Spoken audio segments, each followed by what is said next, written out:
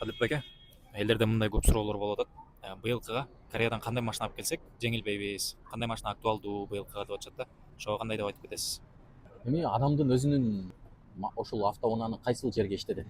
Мисалы үчүн такси болсо баягы эле санаталар кетет. Анткени өзүңөр көрүп атасыңар, бензиндин баасы жогорулап кетти, газ арзаныраак. Ошондуктан такси болсо саната, К5 газдар кетет. Эгерде мал чарба менен кызыгып бир аз тоо ташка айдайм, Шаргада, тоо ташкадагы Салканга шайлоолорго барам десе, бул рекстандарды сунуштамакмын.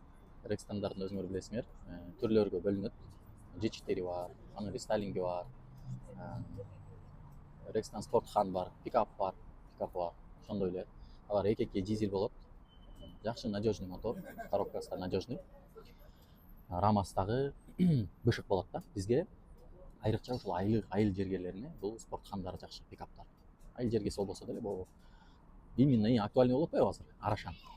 Арашанчыларга ушуну сунуштамакмын да. Баасы ыңгайлуу, өзү проходимый машина, любой жака. Койлорун жүктөп алып, бияка барып, тияка барып бара берсе болот. Жаштарга болсо баягы эле G30 мына жай мезгили келди, сезон BMW-лардын G30 бар. Более комфортту жакшы көрөм. Седан болсо десе Lexus ES проверенный гибридныйлар бар. Анан классика десе бул Mercedes E-класстар. Уже более брутальный, конкретныйлерин алам. Еще НДС көбүрөөк калса жакшы болот эле дегендерге бул X7, Геленваген ошолорду сунуштамакмын. Жана ушул Кореядан биз көнүп калганбыз да.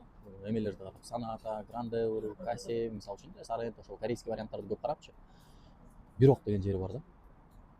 Chevrolet'тер бар, Trailblazer бар да. Ошолор бар. Tahoe чыкты, мисалы үчүнчү, чоң габаритный бар. Аны ойлоп калбагыла, Кореяда ошол эле машиналар бар да. Жок, Рамдар бар. Fordтор бар. Бүт машинанын түрү бар да. Силер эгер кызыккан болсоңор, бизге офиске келсеңер, биздин менеджерлер көрсөтүп, варианттарын көрсөтүп, санап, ошол кайсы машинадан канча НДС чыгат жана кандай акыбалда толмой түшүндүрүп беребиз.